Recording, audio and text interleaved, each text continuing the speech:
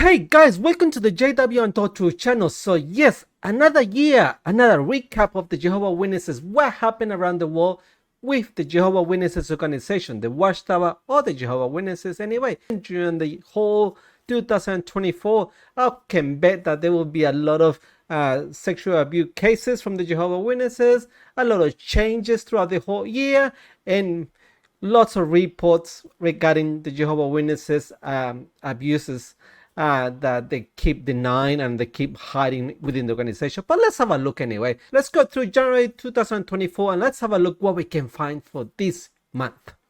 Ernest Fyans, a former elder at the Kingdom Hall of Jehovah's Witness in Fort Kent, will be serving a 20-year sentence for sexually assaulting 2 children at the church back in the 90s.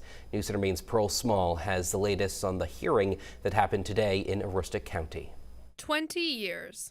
The maximum sentence that could have been handed down by a judge after Ernest Fyans was convicted in October of last year. Fyans was an elder, which is one of the highest forms of leadership in a Jehovah's Witness church. And between 1990 and 1992, he sexually assaulted 2 minor girls under the age of 6. And he committed these terrible crimes against these 2 women. Mark O'Donnell is a journalist who's been reporting on sexual assault in Jehovah's Witness churches for 7 years. The police were never called. He says he found out about the case through stolen documents that were leaked in 2017. They went into several congregations and removed documents. Ultimately, they got in touch with me and they sent me the original documents that he then gave to the police and set forth proceedings for the case to be prosecuted. And the jury found that the girls' statements were in harmony, that they were believable, and they found him guilty. Fyans' attorney, Lynn Madison, says he was hoping for a lighter sentence.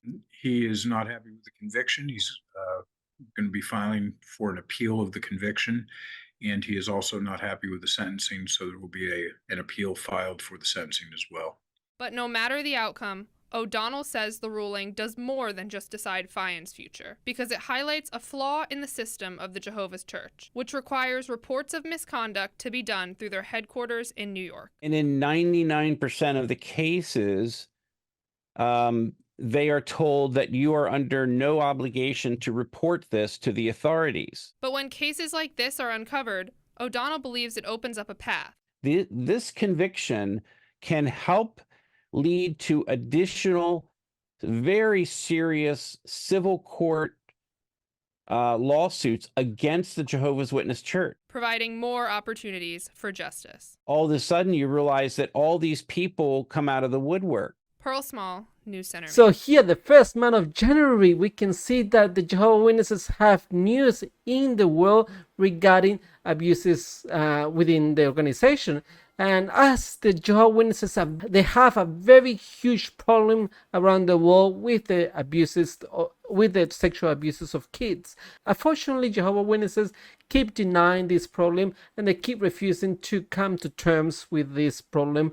Of course, they keep hiding the perpetrators and they keep defending them and protecting them as well, without giving the authorities and the police all the documents and all the information needed to prosecute these people. Let's go through February 2024. Let's have a look what happened in this month. Yeah, well, hundreds of thousands of football fans are coming to town for this Super Bowl. Thousands of other people are coming to reach out to those fans, like 6,000 members of the media that are credentialed for this event, as well as people who are all around Allegiant Stadium, up and down the Strip this week, and at the welcome sign. 1,000 Jehovah's Witnesses taking their message to the streets. Standing next to what looks like lit-up magazine racks, Michael Federico and his wife Tanya spend hours on the Strip. Tonight, just north of the Bellagio fountains, just after a rainstorm moved through.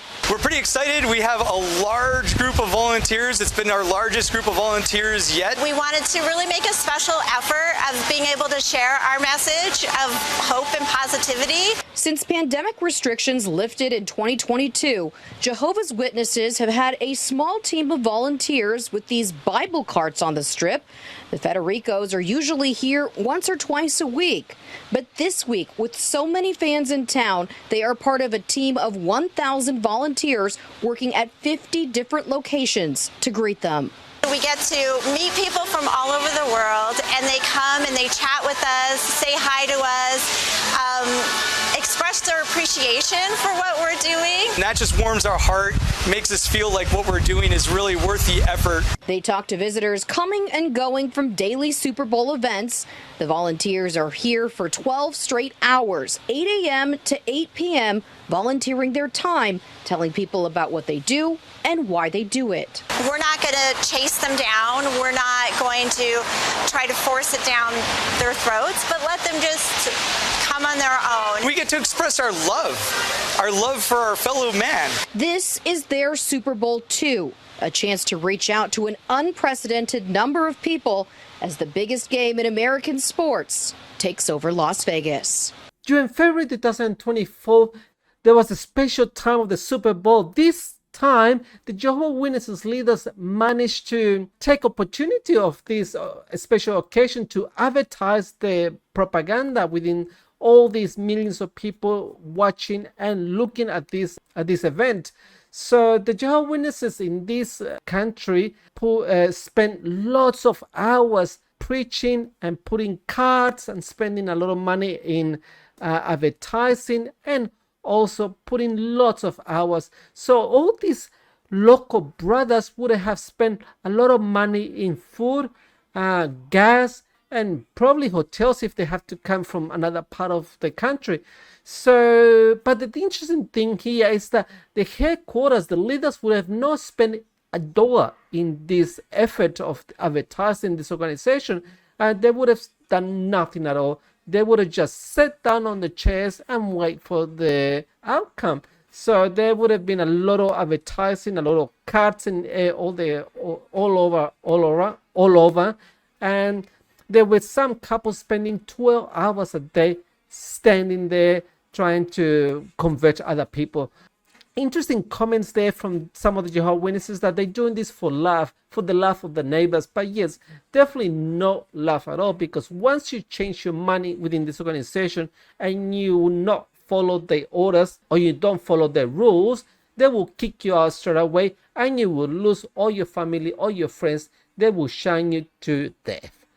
So they are just there displaying a fake love. Also, they're saying that they will not shove all this information down your throat, but once you show some interest, they will write down the address, what's your name, how can we contact you, and they will make sure that they will spend as much time as possible trying to convert you into this organization. So yeah, lies, of course. Let's have a look what happened in March 2024. A man accused of more than 50 sickening sex crimes will be forced to wait for his bid for freedom to be considered in court. Police say the former Jehovah's Witness elder possesses a significant risk of tampering with evidence if released on bail. Liam Bland has more. Rob, the Mooloolaba man was arrested yesterday and is facing 21 counts of rape and 17 counts of sexual assault. Police allege the 61-year-old, who's also charged with incest and torture, preyed on at least 4 young men over 10 years from 2008 to 2018. The former Jehovah's Witness elder appeared via video link today, holding his head in his hands as officers argued against his bail application. Prosecutor Sergeant Mick Ruddyman warned the accused was a very high flight risk if released from custody. 7 News understands the local accountant was born in Canada and also possesses a Greek passport, but has been an Australian citizen since the 1980s. The Crown also argued the man posed a significant risk of interfering with witnesses and tampering with evidence if granted bail. Defence barrister Kevin Pearson says the father of 2 is prepared to surrender his passports and would avoid contact with members of his church if freed from jail. Police are preparing to search the man's workplace and electronic devices for further evidence in the coming days. Magistrate Rodney Madsen is expected to deliver his judgment regarding the bail application on Wednesday. So here, another case of sexual abuse within Jehovah's Witnesses, and they are also reporting here that they are protecting the abusers with the two-witness rule. So this is a famous rule within the Jehovah's Witnesses that not many people know within the Jehovah's Witnesses, and not many people from the public knows this too, that the Jehovah's Witnesses have a two-witness rule, that any abuser within this organization can hide behind this rule. So if a minor or anyone has been abused by a Jehovah's Witness, they will have to provide a second witness of the act that has happened. So obviously all these abusers won't get persecuted within the Jehovah's Witnesses, because the Jehovah's Witnesses always deals all this within the house. So without the two-witness rule, they cannot do any investigation or any sort of charge within the organization. So if someone is found by a small chance that they've been abused someone, they still won't tell the police or the authorities about any sexual abuse cases, because this would taint the image. And Jehovah's Witnesses are very protective of the image, especially the leaders of the Jehovah's Witnesses. It's all 100% their image. They want to keep the image pure, intact. So they won't tell the authorities, the public, that there's any abuses within the Jehovah's Witnesses. And since 2014, within the Jehovah's Witnesses in Australia, it was found that there's tons of abuses within the congregations, within Jehovah's Witnesses in Australia, but they have never been released to the public, never been released to the police or any authorities at all. So these abusers keep just rotating, going to another congregation, and keep abusing another kids. Let's have a look what happened in April 2024. Welcome to our update. The governing body has asked me to read the following announcement. The governing body has decided that sisters may choose to wear slacks when participating in the ministry and when attending Christian meetings, assemblies, and conventions. If a sister chooses to wear slacks on such occasions, they should not be casual, but dignified, modest, and appropriate. When a sister has a part on the program, she should wear a skirt or a dress, if that is the standard of dress in that land. Of course, some sisters may choose to wear a skirt or a dress even when they do not have a part on the program. In addition, brothers may choose not to wear a tie or a jacket when participating in the ministry and when attending Christian meetings, assemblies, and conventions.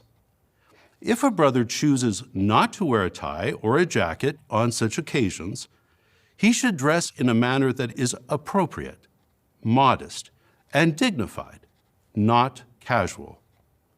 When a brother has a part on the program, he should wear a tie and a jacket, if that is the standard of dress in that land.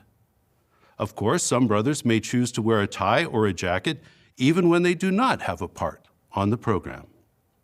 When visiting Bethel, it would be appropriate for brothers to wear a tie and a jacket, and for sisters to wear a skirt or a dress, if that is the standard of dress in that land.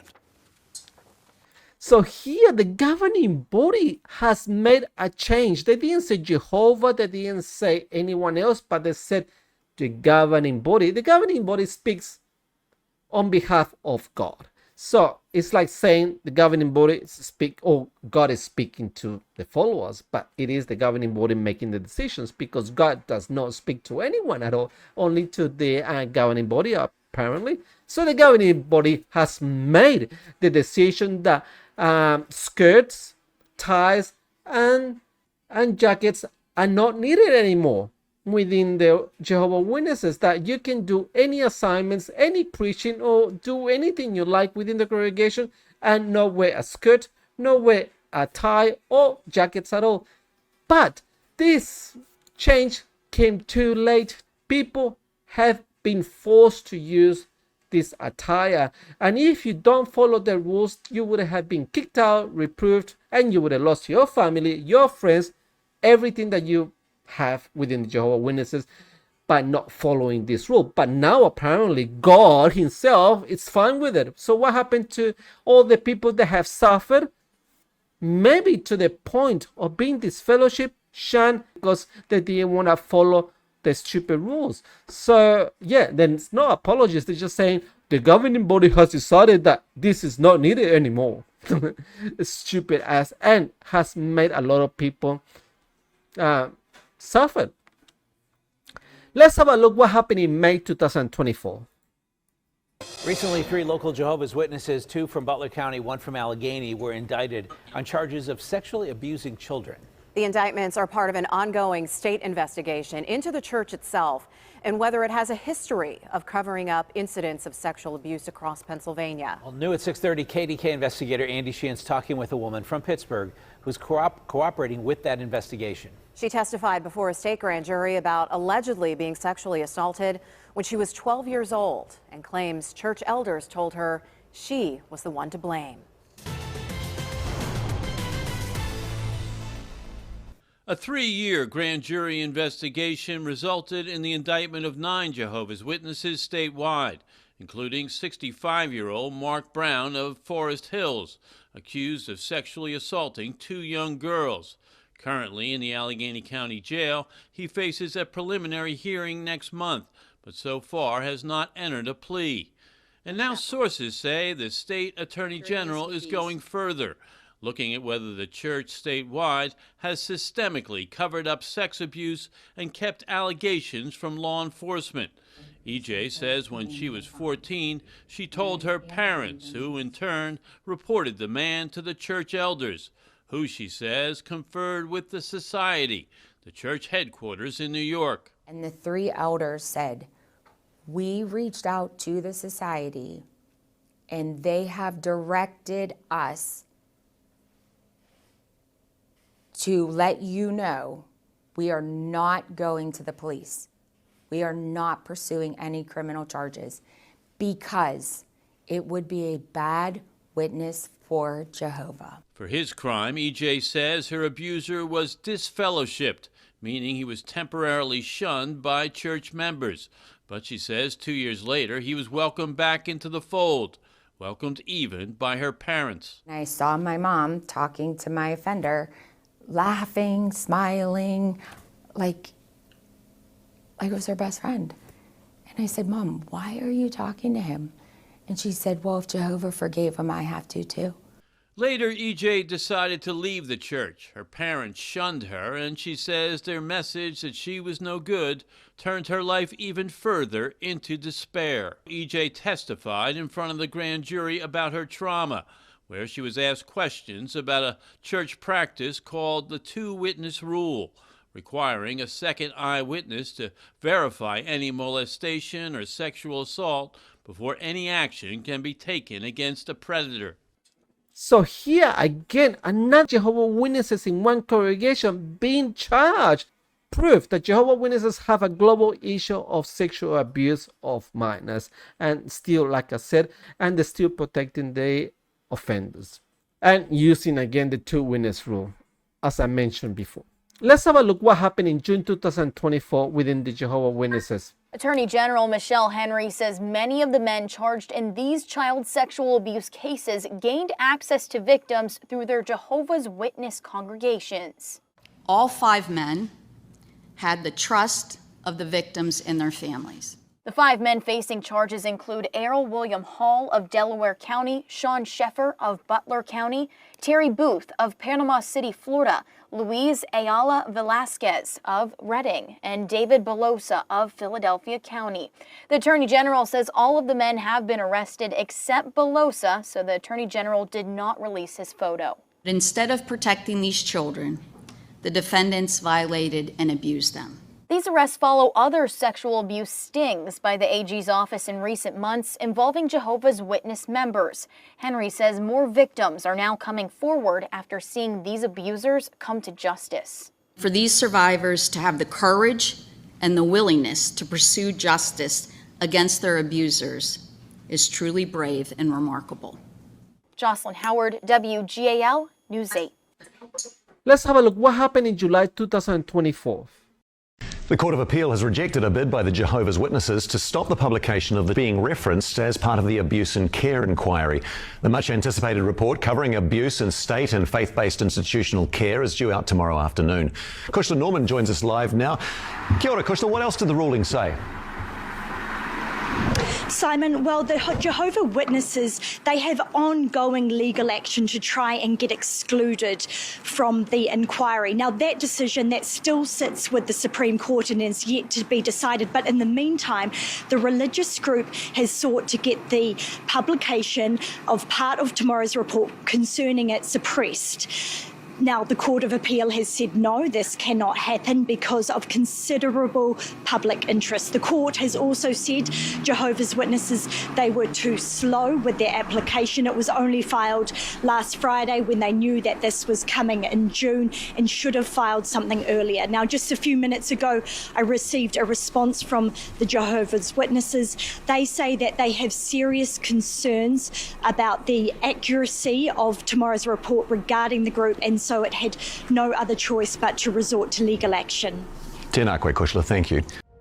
So here, the Jehovah's Witnesses in New Zealand are trying to stop this investigation against them. They're trying to stop the New Zealand Royal Commission investigating the Jehovah's Witnesses, and they are suing the government, trying to stop this investigation and trying to stop this report coming out regarding the Jehovah's Witnesses sexual abuse problem within New Zealand only, but they failed to stop this investigation. Let's have a look what happened in August 2024. What a beautiful group of Jehovah's precious servants. Maybe we'll coin a new expression today, gray beards of righteousness. Now, I know there are many gray beards here. What it's like to have oil run down the beard. You brothers, imagine living 100 years with a beard, 100 years with just a mustache, 100 years with a goatee, 100 years clean shaven. And in other news, there's a new product in the Bethel Commissary, beard butter.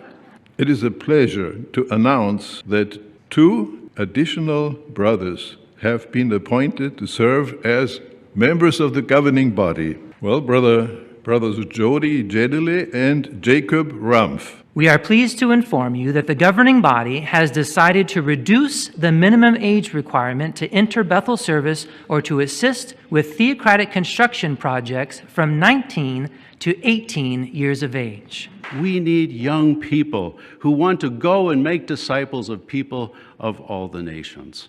Well, how old do you need to be to apply for the School for Kingdom Evangelizers? That the governing body has decided that young brothers and sisters 21 years of age or older may now apply to attend SKE. Honestly, I thought that I got this. I didn't. I was at the airport and the guy behind me, he's complaining about the heat in Florida and that the only reason why he was there is because of a funeral. I stopped him and I said, "Excuse me, I overheard you saying that you were here for a funeral. Who died?" And he said, "My mother-in-law." Then I remember I have a magazine about comfort for those who grieve. And then I pulled the magazine out and the conversation was done. In my mind, I said, "Wah, wah." He ain't gonna talk no more. He didn't. I don't want to be that obstacle. Let me listen. Let me be patient. Let me be humble and wait to see at the right time.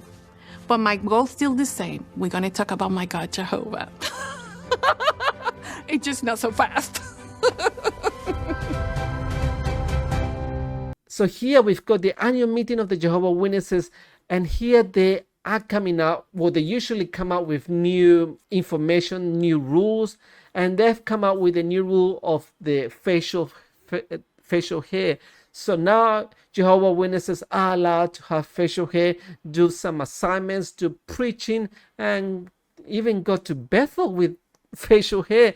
Where 100 years you were not allowed to have any assignments, you would not be able to go preaching, and would you not be able to go to Bethel. And if you do have any shadow, any shade, or any facial hair within your face, you will be seen as going against the rules of the Jehovah's Witnesses, and people will be giving you the looks like, this guy is not a really good company, or this guy is going is trying to be critical or trying to enforce his own looks. And then also they will feel like he is trying to go against the organization. So it will be a bad look for this person if he had any facial hair. But of course, now God himself has changed his mind. When I say God himself, well, the governing body has decided that facial hair is fine now. And that is the reason that they're changing all these rules, is that they're trying to keep members within this organization, because they're losing members in buckets, like lots of them. They're losing members left and right within the Jehovah's Witnesses around the world. So they're trying to be more flexible with the rules and trying to make changes here and there to make this religion, this organization, and the rules more flexible and more attractive to the public, so they won't be seen so culty as it is. But it is too late, too little, I will say. And we can see this sister smiling and laughing and making jokes about, she doesn't care if the person is grieving or not and going through some hard time, but she just wants to talk about her God, Jehovah. She just wants to shove information about her God to this man, which is grieving, which the Jehovah's Witnesses are trying to use these moments where people are grieving, where people are sad and going through hard times, where this is the right moment for Jehovah's Witnesses to step in and shove brainwashing information of this religion. Let's have a look what happened in September 2024. One of Hollywood's most popular leading men, starred in movies like The Fast and the Furious, Beauty and the Beast, so many others. If it wasn't for a very hard decision he had to make when he was just 16 years old. I just realised I had a different life to lead, and I was brought up in a very religious family. And what I wanted to do with my life was very, very different. So at 16, I made the decision to leave home and start again almost. I sort of lost all of my connections to my friends that were all witnesses and start another life. Yeah. Do you know, that's really brave. It really is. But the thing is...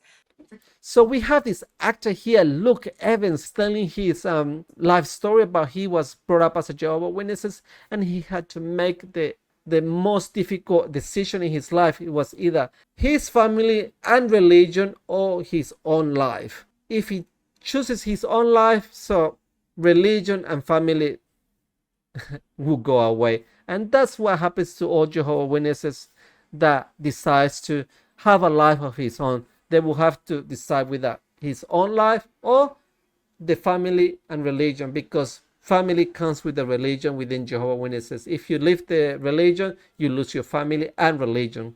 Let's have a look what happened in October 2024. So here we have an article of another Jehovah's Witness committing another sexual abuse of minors. So here we've got the article of the child groomer Pamela Lonergan walks free from prison.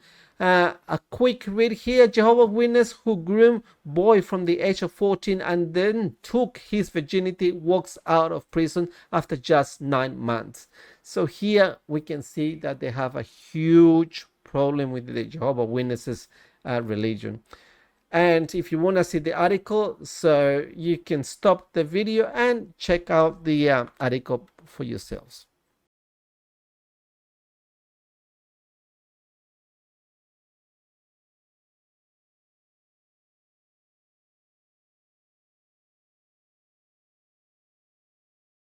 Let's have a look what happened in 2024 within the Jehovah's Witnesses. We have another article from Italy. So here it says, he abused 7 little girls among Jehovah's Witnesses. Trial requested for 40 years old. Let's have a quick read here. The prosecutor's office has requested the trial of a 40-year-old Italian who attended the religious community of Scandict, Florence. The victims were aged between 4 and 10 years old. Again, around the world, this is an issue around the world. Jehovah's Witnesses are protecting abusers, are protecting perpetrators, and they're concealing them within the congregations. No one knows who they are, because they're keeping all this information classified, and they don't tell the public, they don't tell the authorities. And if any person that has been abused comes to the elders or to any person within the Jehovah's Witnesses that has the authority or the responsibility, they come out to tell them about their abuse, they will have to provide a second witness to the abuse. But of course, this never happens with another witness. It always happens by themselves. So they never have a second person to verify this. So again, we can see that this person has abused 7 little girls from years 4 years old to 10 years old in Italy.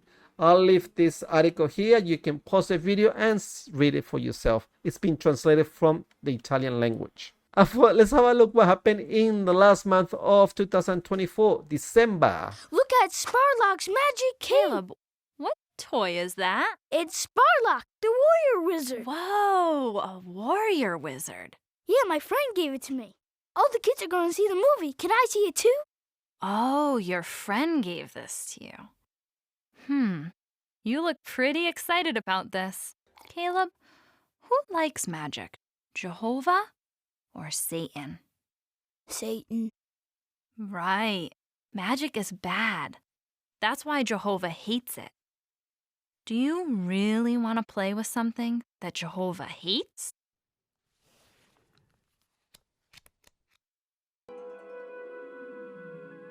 Sad. Yeah. Do you want Jehovah to be sad? No. I don't want Jehovah to be sad with me. No, I don't want Jehovah to be sad with you either. So what do you think you should do with this toy?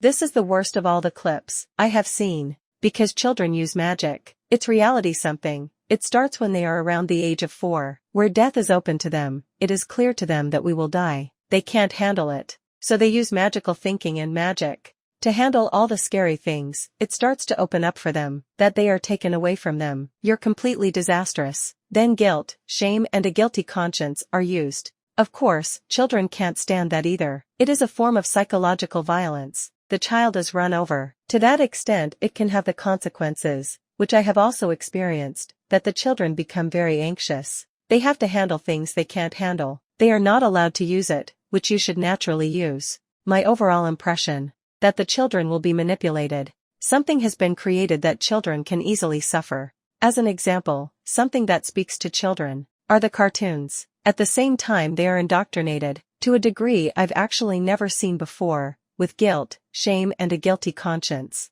I was extremely shocked to see these videos. The word that came to my mind is not Danish. Creepy. So, it's creepy. I actually didn't realize that there were such videos here. It has shocked me very much. If you were to see it from the perspective of Jehovah's Witnesses. So I want to say that they have made something of a masterpiece in relation to having children to do what is said, because they want to be hugely scared, more than they were before. With my expertise as a child psychologist, and with the knowledge I have for children's development and well-being, I am very worried about the children, when this people grows up, under the example here.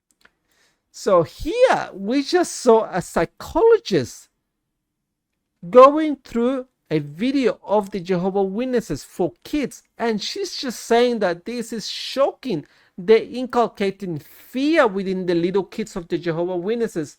She is a professional psychiatrist, and she's saying that this is horrible. This is causing fear, this is causing anxiety, and this is causing a lot of issues with the Jehovah's Witnesses kids. So she is shocked that the Jehovah's Witnesses have these videos and lots of other videos within the Jehovah's Witnesses website, the jw.org, showing horrible, disgusting videos for the kids and for the adults. And all these videos are to brainwash the Jehovah's Witnesses into believing the things that the Jehovah's Witnesses leaders have to teach to their followers. So again, there we go. This is the Jehovah's Witnesses world around the world. Thank you guys for watching. Let's have a look what we can find for the next video.